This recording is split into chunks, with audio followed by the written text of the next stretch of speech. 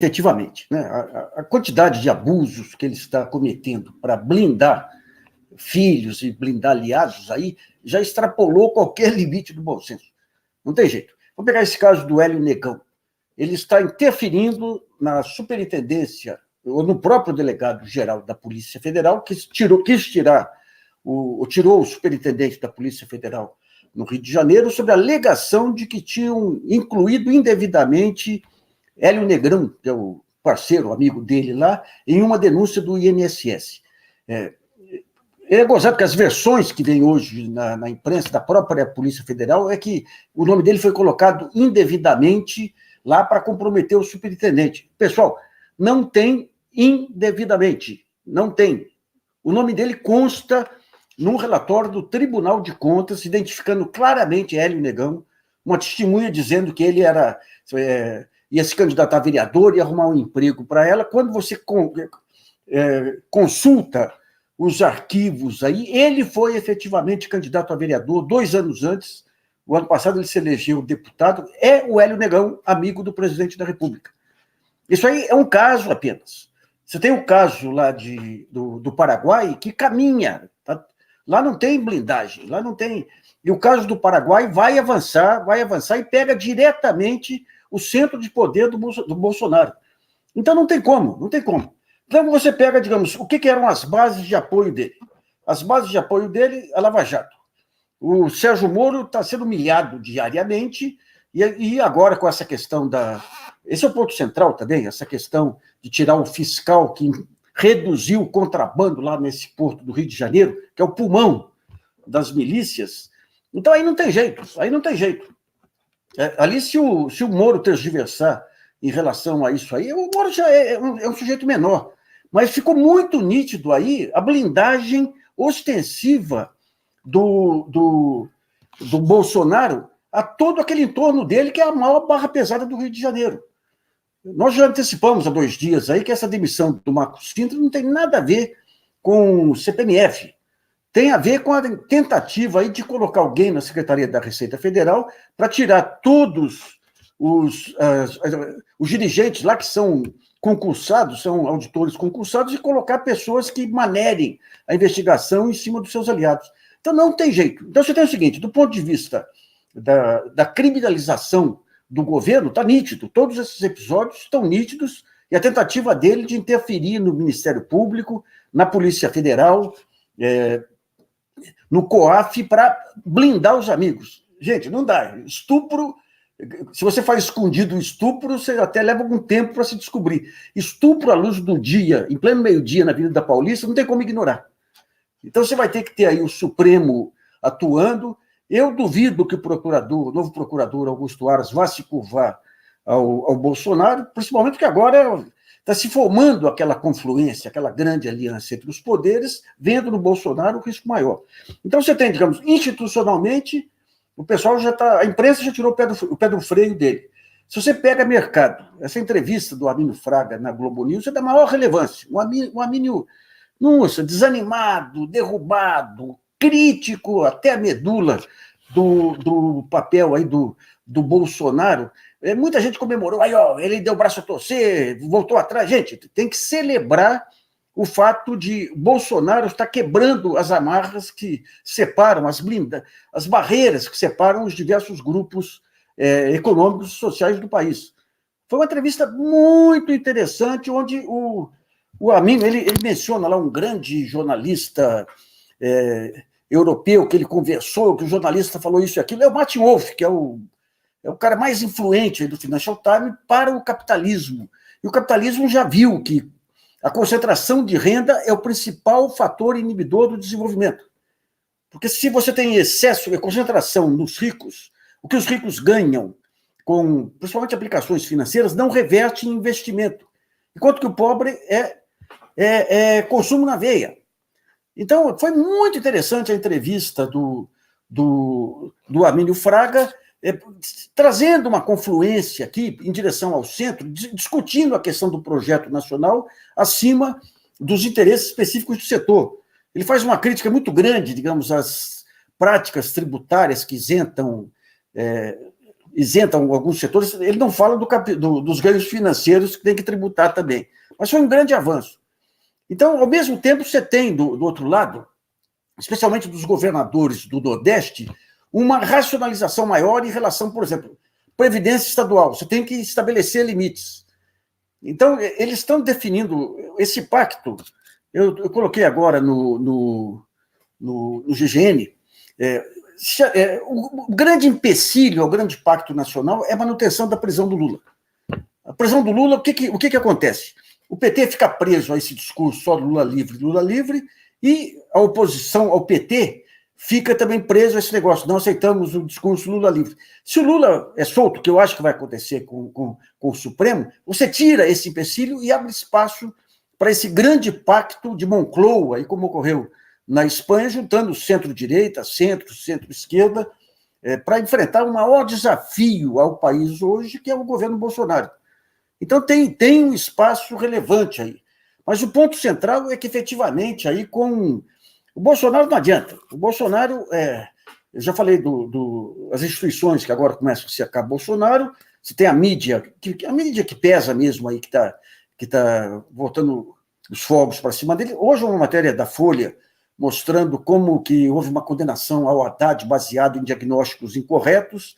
Ou seja, você está começando de lado a lado a quebrar aquelas diferenças em cima de um projeto maior de manutenção do país do Brasil como um país civilizado. É bem interessante isso. Daí você tem um mercado, que é o Arminio, mostrando assim, esse rompimento visceral com o Bolsonaro. O Arminio ele representa, digamos, aquele clube dos bilionários americanos que estão preocupados com o avanço do fascismo na Europa e em outros lugares, esse questionamento violento da concentração trazida por esse capitalismo sem limites e despreocupado com questões sociais, é bem interessante. E nos Estados Unidos, você tem esse show de idiotice do chanceler brasileiro, mas você tem já um movimento muito interessante de enfraquecimento do Trump, que vai levar, num certo momento, ao afastamento total dele do Bolsonaro. O Bolsonaro, assim como virou um peso na Argentina, um peso em outros países, nos Estados Unidos ele virou um peso excessivo para o próprio Trump. O Trump consegue, com o Bolsonaro, vantagens para os americanos, porque o Bolsonaro, o conceito de interesse nacional para ele, não existe. O sujeito bate continência para a bandeira americana. Mas o peso do meio ambiente, a campanha nós já antecipamos isso, a campanha do ano que vem é uma campanha que vai focar muito na questão do meio ambiente. E essa questão da Amazônia pode recair nas costas do Trump se ele mantiver essa ligação com o Bolsonaro. Então, o que nós temos é um Bolsonaro totalmente isolado. Não apenas isolado, como afrontando os princípios básicos aí da legislação brasileira. Demitindo, tentando interferir na Polícia Federal, na Receita Federal, para blindar crimes de parentes e de amigos. Então não tem como. É uma questão de tempo. Sempre que a gente coloca aqui, às vezes alguns pensam, um mês depois não aconteceu nada. É evidente que o tempo político é mais lento, mas ele já está numa descida irreversível. E outra parte do discurso da entrevista do Arminio importante é essa questão de tratar gastos sociais como investimento, que é o lógico. Uma empresa, já que você quer comparar governos com empresas, uma empresa, quando ela coloca treinamento para os seus funcionários, ela está investindo no seu desenvolvimento. Saúde é a mesma coisa. Quando você pega um país, além da obrigação dos governos de levar bem-estar à população, você tem que, qualquer projeto de país demanda funcionários, demanda cidadãos educados, cidadãos com garantia de saúde, paz social. Então é interessante. O próprio Luciano Huck, aí, ele está partindo para um discurso mais social, mostrando o seguinte, que aquela onda de intolerância, tudo está revertendo.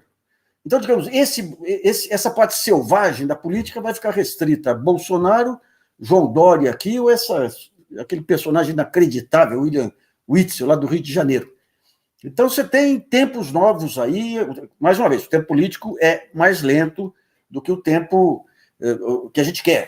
Então, você percebe a inversão a inversão dos ventos aí, mas, obviamente, leva algum tempo para se concretizar. Mas, cada vez mais, o Bolsonaro está se mostrando um sujeito inviável. A truculência, e aquele golpe do general Vilas Boas, aí de falar dos 300 mil soldados armados, não pega mais.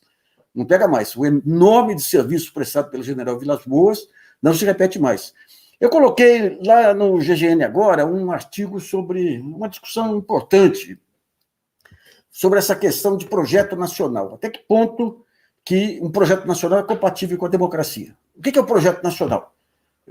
Nos Estados Unidos, virou um grande país no século XIX, quando a federação... Porque se você pega os interesses regionais, cada setor, cada estado, cada região tem os seus interesses específicos. A soma desses interesses não forma um projeto nacional. O projeto nacional é quando os interesses da federação, do Estado Nacional, se sobrepõem aos interesses locais. Os Estados Unidos tiveram esse grande desafio no século XIX, você tinha uma geração de estadistas extraordinários. O Brasil não teve isso. O Brasil, no século XX, você teve 3 momentos de desenvolvimento, 2 sob égide militar, casada com a questão da soberania e da segurança nacional, que foi no período Vargas e no período de 64 em diante. Então, ali você tinha projeto nacional. Pelo amor de Deus, não estou enaltecendo ditadura, não, estou só pegando... em período democrático, o único projeto claro foi Juscelino, mas ele vinha no rastro aí das mudanças que ocorreram mundialmente no pós-guerra, com o Banco Mundial, com a noção de desenvolvimento, com a herança do período Vargas, aí, dos diversos planos de parceria com o próprio Estados Unidos, ali do ISEB, que era um centro de pensamento estratégico, e com a enorme habilidade do Juscelino. E mais que isso, com o general Henrique Lott impedindo golpes de Estado. Porque sempre que você... O Brasil é muito atrasado, é uma elite ruim. Então, sempre que você vai implantar o projeto nacional, você vai fortalecer setores novos que ainda não têm força política. E vai afrontar interesses de setores estabilizados que têm influência. Então, a capacidade que tem, digamos, em ambiente democrático, esse pessoal desestabilizar governos, ficou claro aí com a Dilma. O Lula conseguiu, no período porque você teve um cenário internacional favorável e ele emergiu, de repente, como uma liderança inédita. Então, ele tinha recursos para atender todos os setores. A Dilma teve os problemas de gestão dela, mas quando cai, digamos, o impulso externo aí de commodities, tudo dança. E daí entra o golpismo. E todo projeto nacional, você tem uma fragilidade quando você concentra campeões nacionais. O que é um projeto nacional? Você tem instituições que deem força para as empresas nacionais. Então, você teve aqui no governo Lula e tudo, da Dilma, a internacionalização de grupos nacionais, o BNDES atuando de forma evidente aí para impulsionar grupos nacionais, a diplomacia comercial, tudo isso. Mas você abre um baita flanco para tentar casar esses benefícios aos campeões nacionais com a questão política e a questão da corrupção. Então, digamos, essas forças antinacionais, esse liberalismo de mercado irracional, usou esse modelo para tentar criminalizar a BNDES, usando o Ministério Público, uma lava-jato que estava totalmente a reboque, digamos, do que ocorria dos interesses americanos, refletidos no DHS e no Departamento de Justiça. Então, é um modelo muito complicado. Agora, o que acontece? É possível você montar um projeto nacional em ambiente democrático?